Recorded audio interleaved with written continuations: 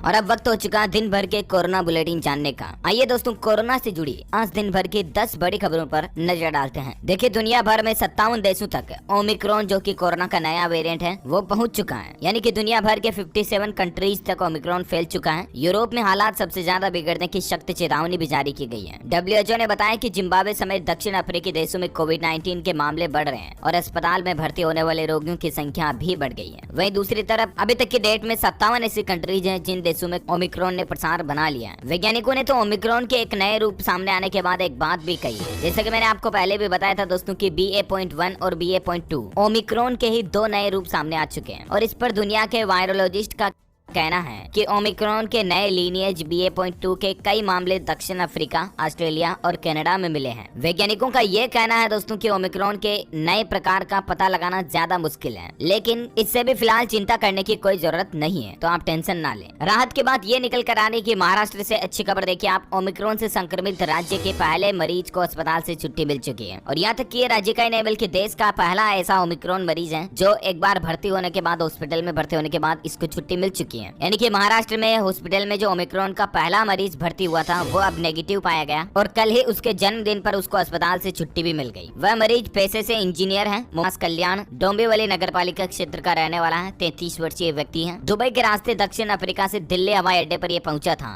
और तभी ओमिक्रॉन से ये पॉजिटिव पाया गया था और इसको हॉस्पिटल में भर्ती किया गया था, ठीक है ना। लेकिन राहत की बात है कि कल इसको हॉस्पिटल से छुट्टी दे दी गई। वह देखिए, ओमिक्रॉन में री इन्फेक्शन का खतरा ज्यादा है लेकिन डेल्टा की तुलना में कम गंभीर है। WHO की तरफ से सामने निकल कर आ रहा ओमिक्रॉन को लेकर कहने का मतलब विश्व स्वास्थ्य संगठन यानी कि WHO का ये कहना है कि ओमिक्रॉन वेरिएंट लोगों को दोबारा इन्फेक्ट तो आसानी से कर सकता है। यानी कि संक्रमित जो लोग हो चुके हैं या जिन लोगों को वैक्सीन लग चुकी है उन लोगों को भी ये संक्रमित तो आसानी से कर सकता है, लेकिन ये डेल्टा वेरिएंट जितना खतरनाक नहीं है उतना जानलेवा भी नहीं है। समझ रहे हो ना। अफ्रीका के उभरते आंकड़ों से ये पता चला कि ओमिक्रॉन के साथ री इन्फेक्शन का खतरा तो बढ़ गया है, लेकिन डेल्टा के मामले ये हल्के लक्षण वाला है। यानी कि इंसान के शरीर में ये ओमिक्रॉन वेरिएंट उतना डैमेज नहीं देता है।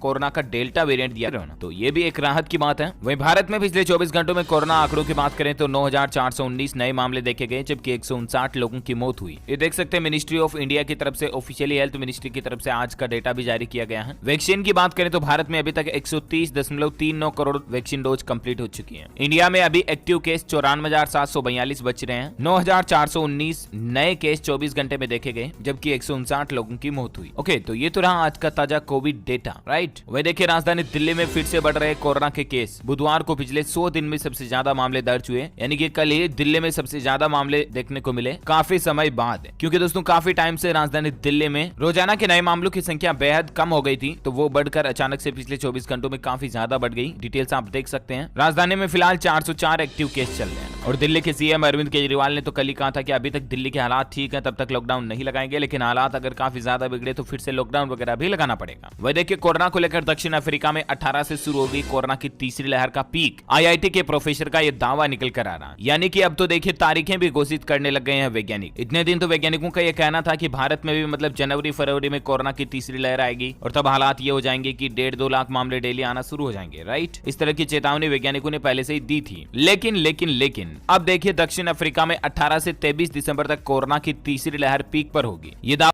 के वैज्ञानिक प्रोफेसर मणिंद्र अग्रवाल ने किया है। उन्होंने बताया कि यह लहर कितनी खतरनाक होगी और कितने लोगों को प्रभावित करेगी, इसका अभी भी विश्लेषण किया जा रहा है। प्रोफेसर अग्रवाल अपने सूत्र मॉडल से कोरोना की दूसरी लहर की भयावहता का अवलोकन किए थे। उनका कहना है कि दक्षिण अफ्रीका का डेटा मिल गया है और उसी के आधार पर यह निष्कर्ष निकाला गया है। आपको बता दूं, IIT के कुछ वैज्ञानिकों ने भारत में भी जनवरी में कोरोना की तीसरी लहर आने की संभावना की चेतावनी जारी की है, इसलिए प्लीज सावधान रहें, सतर्क रहें। वही राजस्थान में देखिए, 5 महीने बाद पहली बार राजस्थान में 24 घंटों में 40 कोरोना संक्रमित मरीज पाए गए। उत्तराखंड में भी देखिए, कोरोना के हालातों के 24 घंटे में 17 नए मरीज मिले। 192 कुल संक्रमितों की संख्या हो चुकी है। वहीं भारत में ओमिक्रॉन के मामलों की संख्या की बात करें तो दोस्तों ओमिक्रॉन का खतरा एक बार और बढ़ रहा है, क्योंकि इटली से अमृतसर पहुंचे 2 लोग भी कोरोना पॉजिटिव पाए गए और अब ऐसे में ओमिक्रॉन का खतरा एक बार फिर से बढ़ रहा है। और वैसे भारत में अभी ओमिक्रॉन मामलों की टोटल संख्या की बात करें तो कल ही महाराष्ट्र में 10 और नए ओमिक्रॉन के संक्रमित मरीज पाए गए और उसके बाद राज्य में तो यानी कि महाराष्ट्र राज्य में तो टोटल 20 हो चुकी है संख्या। और भारत में कुल संख्या बात करें ओमिक्रॉन वेरिएंट के मामलों की तो 33 हो चुकी है। 33 ऑल ओवर इंडिया और महाराष्ट्र में 20 चल रही है अभी। ओके, तो उम्मीद है दोस्तों कोरोना न्यूज अपडेट्स के तहत ये बड़ी खबरें आज आपको जानने मिली होंगी। वीडियो को लाइक और शेयर करना और